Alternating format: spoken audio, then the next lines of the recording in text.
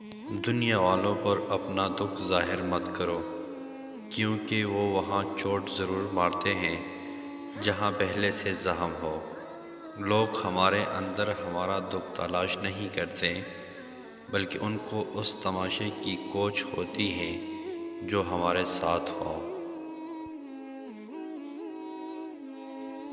دکھ کی سختیاں چہرے سے تو رخصت ہو جاتی ہیں، لیکن انسان کے اندر داخل ہو کر اس کے گوشے گوشے کو ویران کر دیتی ہیں۔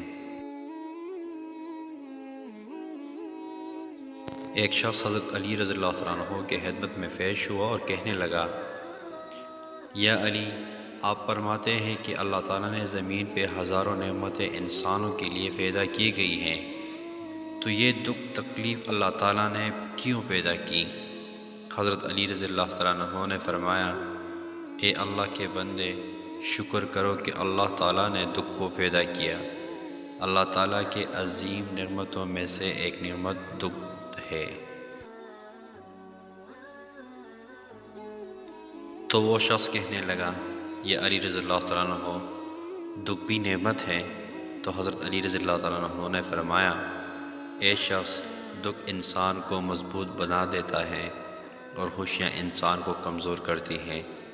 اللہ تعالیٰ جس انسان کو نوازنا چاہتا ہے، عظیم مقام دینا چاہتا ہے، تو اسے تکلیف اور درد کی راہ بخشتا ہے، تاکہ وہ مضبوط بن کے اتنا سیکھ لیں کہ اپنے منزل تک جا پہنچیں۔ یاد رکھنا، انسان کا دکھ انسان کو سکھانے کے لیے ملتا ہے، لیکن افسوس تو یہ ہے کہ انسان اس دکھ کی وجہ سے روتا رہتا ہے۔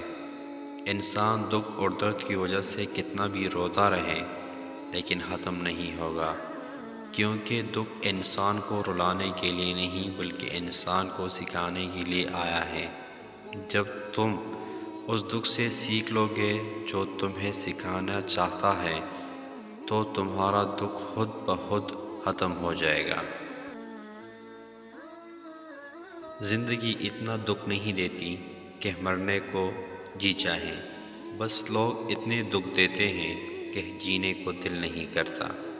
دکھ انسان کو یا تو ریت کی دیوار کی طرح ڈام دیتا ہے یا چٹان کی طرح سخت بنا دیتا ہے۔ یہ ایک حقیقت ہے کہ انسان کو جہاں سے پیار کی سب سے زیادہ امید ہوتی ہے، وہاں سے سب سے زیادہ دکھ بھی انہی کو ملتا ہے۔ اللہ پاک کہتا ہے، کسی کو تکلیف دے کر مجھ سے اپنی خوشی کی دعا مت کرنا، لیکن اگر کسی کو ایک پھل کی خوشی دیتے ہو تو اپنی تکلیف کی فکر مت کرنا۔ بعض تکلیف ایسے ہوتی ہیں کہ ہمیں لگتا ہے جیسے اب ہم مر جائیں گے، جیسے اب کہیں سے کوئی مدد نہیں آئے گی، اور پھر ہم جلد مایوس ہو جاتے ہیں۔ مگر جانتے ہو کہ کوئی بھی غم مسلسل نہیں رہتا، وہ ہمارا پیارا رب بڑا رحیم ہے، تمہارے سوچ سے بھی زیادہ کریم ہے۔ اسے تو یہ بھی بالکل گوارا نہیں کہ تمہیں کوئی دکھ پہنچے۔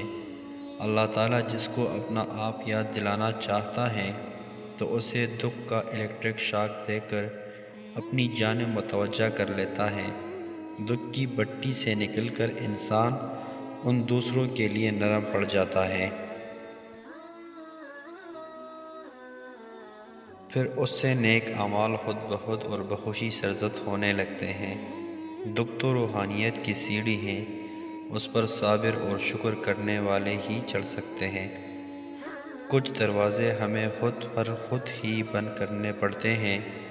زندگی بھر خود قریبی اور خوش گمانیوں میں رہنے سے بہتر ہے کہ انسان ایک ہی بار خود کو جلتی ہوئی حقیقت کے روبرو کر لے۔ یہ قدرت کا قانون ہے کہ جو انسان کسی کو استعمال کر کے اسے دھوکہ دے کر اپنی خوشیاں حاصل کرتا ہے، وہ کبھی نہ کبھی خود اس سے بھی زیادہ دوسروں کے ہاتھوں استعمال ہو کر زندگی میں دکھ سہتا ہے۔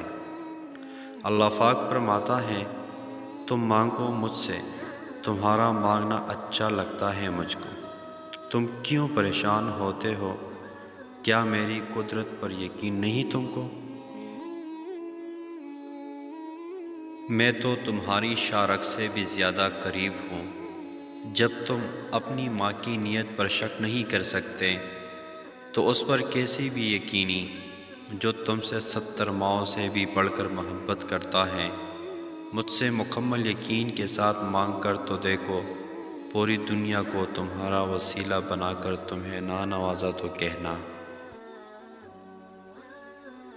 جب انسان خاموش ہو جائے اور اپنے حق کے لیے بھی نہ بولے تو سمجھ جا وہ اپنے اندر بہت کچھ دفن کر چکا ہے۔